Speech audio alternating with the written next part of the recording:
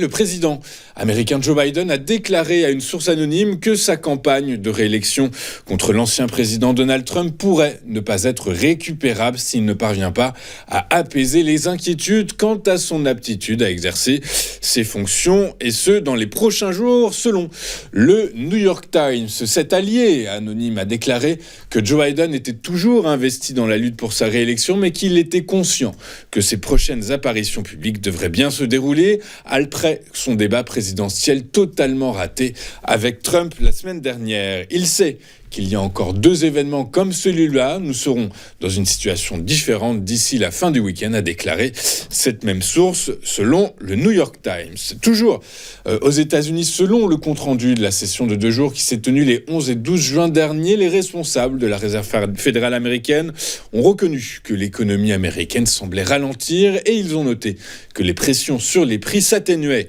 Ils ont donc maintenu le taux d'intérêt directeur de la Banque centrale à son plus haut niveau depuis 23 ans. Ils ont également publié des projections économiques qui montrent qu'en moyenne, les décideurs politiques prévoient de réduire les taux d'intérêt au moins une fois cette année. Toutefois, les minutes montrent que si les membres du FOMC ont convenu d'être patients, certains ont déclaré que la Banque centrale devrait être prête à réagir en cas de faiblesse économique. Regardons maintenant ce qu'il s'est passé sur la planète financière et en Europe. Les investisseurs ont été soulagés par des indicateurs macroéconomiques outre-Atlantique qui vont en faveur d'une baisse de taux directeur cette année.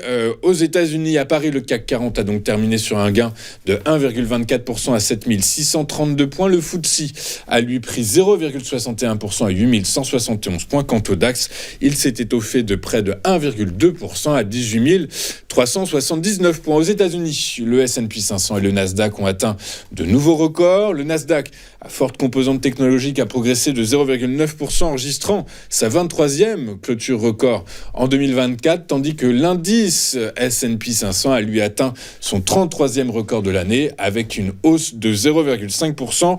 Sur la journée, les indices ont gagné respectivement 21 et 16% depuis le 1er janvier. Quant au Dow Jones, eh bien lui, il a reculé de 0,1%. Sur le marché des taux souverains, les taux se sont nettement détendus hier. Les opérateurs saluant les nombreux désistements pour faire front face au Rassemblement national. Le rendement du Bund à 10 ans a reculé de près de 8,5 points de base à 2,561%, tandis que son homologue français a lui reculé de 5 points de base à 3,249%. L'écart de rendement entre ces deux obligations est donc redescendu. Il a atteint 68,75 points de base hier, son niveau le plus bas depuis une semaine. Enfin, sur les marchés du pétrole, les prix ont fini en hausse hier, boostés par une baisse inattendue des stocks américains de brut ainsi que de l'espoir de voir la Banque centrale américaine baisser ses taux en 2024. Nous allons marquer une toute première pause dans cette édition du 4 juillet 2024 et juste après, nous retrouverons, comme vous en avez l'habitude, Éric Seban et son Chronodax. À tout de suite sur Téléfinance.